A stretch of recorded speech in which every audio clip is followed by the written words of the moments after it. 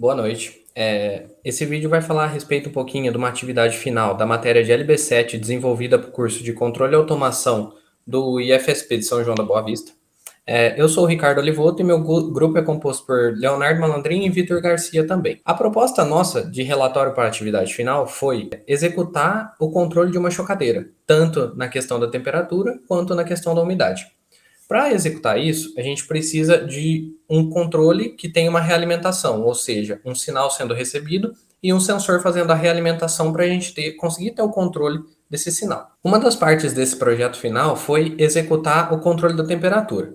Para executar o controle da temperatura, foi construído esse circuito aqui, que tem um forno que simula a parte de aquecimento da chocadeira. Para esse circuito funcionar, foi executada a seguinte programação. Aqui temos as variáveis de processo e aqui temos o início do programa com o setup. Então, temos o início da serial. Primeiro, zeramos o pino 11, que é um pino que envia sinal PWM para esse forno, que é necessário para o funcionamento dele PWM, e o valor de 56 desativa o forno. Esperamos 3 segundos e depois ligamos o forno com a sua potência máxima. Essas variáveis aqui são necessárias para fazer a potenciação, devido ao sensor que vamos utilizar. Na questão do loop, temos a leitura do valor analógico, que vai ser lido na porta A0, o cálculo da tensão, que vai ser um valor convertido em 1023, para a gente ter uma sensibilidade de 10 bits, e a leitura da temperatura vai ser exibida através dessa equação aqui, que é uma equação dependente da temperatura, bem grande, aliás, que reflete o sinal que o termopar está recebendo. Depois a gente exibe o tempo dividido por 1000, porque ele é dado em milissegundos, vírgula, e a temperatura. Depois dá um delay com time delay, e esse time delay ele vai se somando e conforme o passar do tempo ele vai aumentando para evitar tantas leituras desnecessárias no programa. Então, após compilado e colocado dentro do software Proteus no Arduino, a hora que eu apertar o play, ele vai começar zerando o forno, a leitura do termopar, a tensão para ver se realmente o amplificador está levando o sinal certo até o Arduino, e depois de 3 segundos, o forno começa a ligação dele e o programa começa a exibir os valores lidos. Então, ele vai começar mostrando o tempo, o valor da temperatura. Depois de um certo tempo, essa temperatura, com os parâmetros que utilizamos no forno, ela vai estabilizar em mais ou menos 90 graus. Foi escolhida essa temperatura devido à potência e às propriedades do forno, para que fosse uma variação menor e facilitasse o controle da chocadeira, já que ele exige uma temperatura bem ajustada para não causar danos nos ovos ou não vir a eclodir os ovos. Depois de feita a aquisição de dados, é só dar um pause, clicar na tela e copiar os dados. Esses dados foram movidos para um arquivo .csv no Excel, então está aqui todos os dados da coleta, e a coleta demorou mais ou menos 15 minutos. Depois esses dados foram movidos para um programa no MATLAB. Então, esse programa no MATLAB, ele vai ler os dados, vai separar quem é tempo e quem é temperatura, vai plotar os dois. Depois, ele vai fazer uma linha no valor máximo da temperatura, porque vai ser necessário para a aplicação do controle por Ziegler-Nichols. Depois de feito esse controle, foram aquisitados dados de L e T, que são duas variáveis necessárias para calcular o KPK e KD do sistema. Então, de acordo com as formas do Ziegler-Nichols, quando eu dou um run aqui no meu sistema, ele vai executar o gráfico. Só que o gráfico não tem as linhas necessárias para o cálculo certo do Ziegler-Nichols, porque ele precisa de uma tangência aqui, o L é calculado no valor de cruzamento dessa tangência em zero, e o t é calculado no valor dessa tangência quando ele cruza o valor máximo. Então, após aplicado o controle Ziegler-Nichols, ele vai ficar aparentemente como essa imagem aqui. Então, o valor de 153 e 15. Eu aplico no MATLAB, quando eu rodo meu sistema, ele dá o KPK e KD necessário para o controle desse forno. Após feita a sintonia do PID, foi gerado o seguinte programa que vai fazer a leitura do PID e fazer a aplicação do sinal PWM através do controle PID no forno para a gente ter um controle de temperatura. Então, primeiramente foram declaradas certas variáveis utilizadas no processo, a inicialização muito parecida com o programa de coleta, só que agora o sinal PWM do forno será enviado no pino 3. Depois disso, foi calculado o set point, que é através de um potenciômetro na porta analógica 1. Foi feito o map desse set point para fazer uma leitura de 10 bits, convertidas para 0 a 90 graus. A leitura do valor do set point, da tensão e da temperatura é muito parecido com o programa anterior. E aqui vem a parte do PID, onde é calculado o erro, que é o set point menos a temperatura, os valores de KP, KI e KD aplicados e a variável U que vai somar todos esses valores para fazer a aplicação na hora da saída no pino 3. Então, aqui é uma limitação do PID, caso ele for maior que 100, ele crava em 100, se ele for menor que 0, ele crava em 0. Aqui, zerando o erro anterior, caso o erro vezes o erro anterior seja menor que 0, então ele zera a parte integral para não ficar acumulando o erro e sobrecarregar o código. Caso contrário, ele sempre, a integral anterior vai ser o valor de VI para ele ir acumulando esse valor. Depois temos na saída, que ela vai ser convertida perante o valor de U, de 0 a 100, de 55 a 0, porque o forno tem uma lógica inversa. Então, quando você aplica 55, ele vai estar em 0, quando você aplica 0, ele vai estar na potência máxima. E jogamos no pino 3 a saída. Depois a limitação do set point, de 15 a 70, para ter um controle mais ajustado dentro desse range. E aqui alguns valores que vão ser mostrados no LCD, e a declaração do erro anterior igual a erro, para ele sempre estar calculando a integral e assumindo o erro anterior para ter um histórico na leitura do programa. Depois disso, compilado o código e colocado no Proteus, a hora que eu dou um play, ele vai de novo, ele vai zerar o forno, esperar 3 segundos, e aí ele já vai começar a fazer o controle da temperatura. Então, o termopar, como ele está linkado com o valor da temperatura de saída do forno, ele vai começar a ler perante aquela equação que foi declarada e exibir aqui no LCD a temperatura que ele está nesse exato momento, o nosso set point, e aqui ele vai começar a aumentar a potência do forno. Agora, nesse momento, dá para perceber que ele está aplicando um PWM no forno, porque o forno está aumentando a potência, devagar, mas ele está aumentando a potência, e aqui já dá para perceber que a temperatura está aumentando, porque o erro em relação ao set point ainda está alto. Então, ele vai passar um pouquinho desse valor, voltar, e o PD vai tratar de controlar para ele estabilizar em 37 graus. Falando um pouco em relação ao termopar, que está sendo utilizado aí como sensor de realimentação da nossa malha de controle, nós temos que o termopar ele tornaria esse projeto um pouco caro, pois é um sensor que é muito utilizado na indústria, porém ele é para projetos mais robustos. Então, para um projeto desse, com uma chocadeira, é um projeto mais simples, um sensor ideal seria o LM35, que tem uma variação de 10 milivolts por grau Celsius. Então, além dele ser um sensor linear, com isso ele facilitaria a implementação, a leitura e todo o controle dessa temperatura da chocadeira. E, portanto, como o Ricardo explicou anteriormente, sobre o controle, nós vamos agora terminar de ver esse controle no circuito completo, contando com a umidade também na simulação. Falando então sobre o controle da variável de umidade, nós utilizamos dois motores com encoder para atuar como umidificador e desumidificador do nosso sistema e um sensor DHT11 como realimentação do nosso controle. Inicialmente, nós tínhamos idealizado realizar um controle PID em cima do motor encoder, porém, nós encontramos algumas dificuldades devido à construção do nosso trabalho, tanto na parte de circuito quanto na parte de programação, e por isso nós decidimos realizar então um controle on-off com a realimentação do sensor, porém um liga-desliga. Então, nós temos no circuito o motor de baixo como o umidificador e o motor de cima como desumidificador.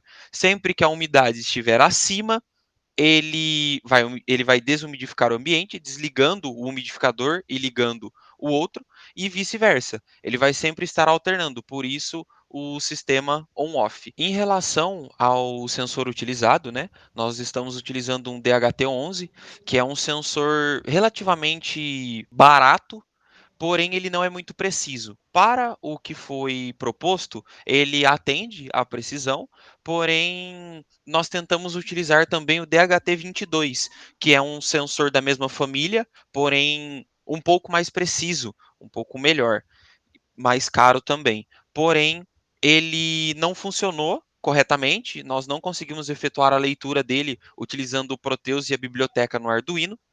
Esse foi o motivo, então, da gente ter utilizado o DHT11, que é um pouco mais barato, menos preciso, porém satisfez o nosso controle. Conforme o Vitor disse, né, sobre o sensor DHT11 e DHT22, as diferenças, né, e a necessidade de implementar o DHT22, Até porque a chocadeira necessita estar em torno de 50 a 60% de umidade.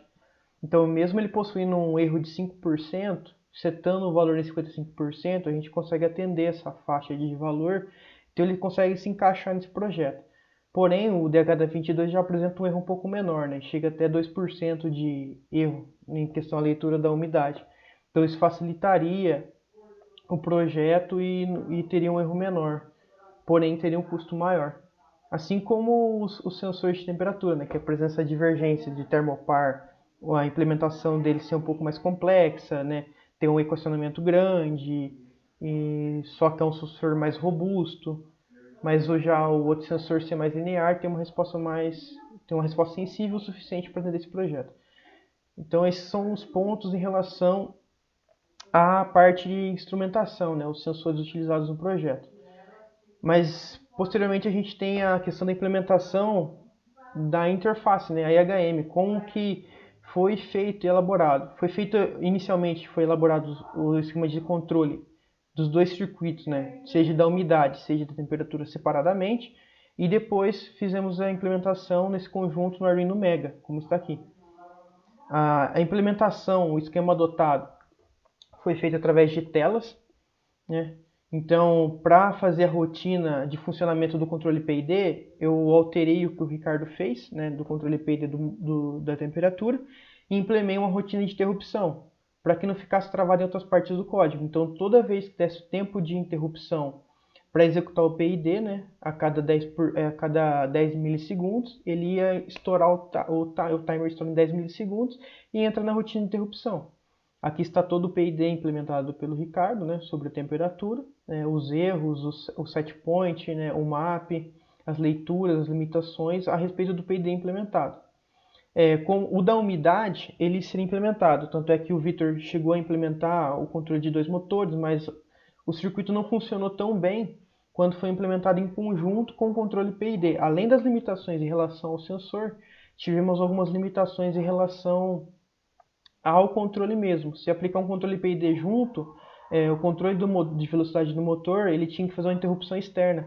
Isso acabava limitando o estouro do timer, né? A interrupção por timer. Então um afetava o outro, aí o controle, seja da temperatura ou seja da umidade, não ficava preciso e não conseguia fazer a leitura correta dos valores.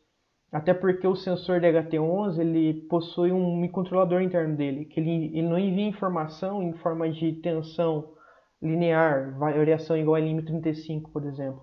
Ele possui uma informação serial, então a gente não tem uma perca de informação, porém é um sensor lento. Se eu colocar a leitura do sensor dentro do estouro do timer, né, da rotina de interrupção, ele não vai funcionar. A gente não consegue fazer essa leitura, porque ele é um sensor lento, necessita da leitura serial, né, pulsada, ler todo o sinal serial para conseguir captar a informação. Então, dentro do timer ele não funciona. Então, por isso ele foi adaptado para trabalhar externamente do timer. Então, foi implementada a rotina de interrupção e dentro do void setup foi feito o esquema de telas por goto para fazer o intertravamento das telas. Então, ela fica toda hora naquela tela e só muda quando é apertado algum botão. Aqui o esquema dos botões, né? O botão de seleção 1, 2, 3 e o botão de volta. A tela inicial, né? Que é a tela que mostra o layout inicial, né? Chocadeira, qual é a versão de código. E depois, posteriormente, vai para o menu principal. No menu principal, a ideia foi colocar uma interface de seleção. Ó. No botão 1 você vai selecionar o set point da umidade. Botão 2 você vai selecionar o set point da temperatura no botão 1. Set point da temperatura da umidade no botão 2 e no botão 3 é uma tela de monitoramento para você ficar averiguando os valores de set point e o que está acontecendo naquele momento para ver a necessidade. E para a setagem do valor de set point foi feita uma leitura através de potenciômetro, né? Você variar o potenciômetro e setar o valor da temperatura desejada, porque na chocadeira do primeiro dia até o 18º dia ele tem uma temperatura específica de funcionamento e também tem uma temperatura específica para o processo de incubagem, né? Para umidade também. Então, isso tem que ser alterado a partir do 18º dia até os 21 dias, que aumenta o percentual de umidade dentro do coisa e ajusta um pouco a temperatura, né? Aqui é o inicial, posteriormente tem a tela menu principal, vem a tela de temperatura. Essa é a tela de set point de temperatura, que é onde se altera os valores, né? Tem a tela de umidade. A todo momento eu coloquei para ele, todas as telas ele lê a umidade, porque como ele não tem essa estabilidade, a necessidade de fazer a leitura serial e dentro do timer não possibilitar essa leitura serial no tempo correto, então eu removi de lado o timer e coloquei dentro de cada tela. Então dessa forma, toda hora ele está lendo o sensor e eu consigo executar o controle total. É o botão de volta em todas as telas, né? Então todas as telas ela fica em loop aqui. Então toda vez que eu apertar o botão volta, ele volta para a tela do menu principal. Tem o conte para atualização de tela, né? Então a cada 500 milissegundos eu vou lá e limpo a tela. Então todas as telas eu estou fazendo essa contagem para que a tela se mantenha sempre com um clear, né? Para não travar a tela e a tela não ficar suja a todo momento. E é isso. Vamos para o funcionamento do código. Essa é a tela principal, né? A tela menu. Vou até dar um pause e um play novamente para mostrar a tela inicial. O código está iniciando seu funcionamento. Os atuadores já estão funcionando, ou seja, o forno e o motor, né? Então, ou seja, você apertou a botoeira de ligar a chocadeira, por exemplo, ela já estaria funcionando. Apareceu a tela inicial, menu principal, vamos para a tela de set point de temperatura. Os botões funcionam por borda, não por apertar, então toda vez que eu aperto e desaciono ele funciona. Botão volta, set point de umidade, botão volta e o monitoramento. Pode-se ver que se alterou os valores de set point da temperatura e da umidade, porque ele já vem por padrão o valor de chocagem até 18 dias, né? Depois aí dos outros dias tem que ajustar. Então por padrão ele já vem com os valores até 18 dias, que é de 37,7 e de 55% de umidade. Aqui se encontra a tela principal de monitoramento com os valores da incubadora ou chocadeira. Então a gente usa a oportunidade de apresentação desse trabalho, né? Desejo a tudo um bom final de semestre, um bom descanso para os professores aí.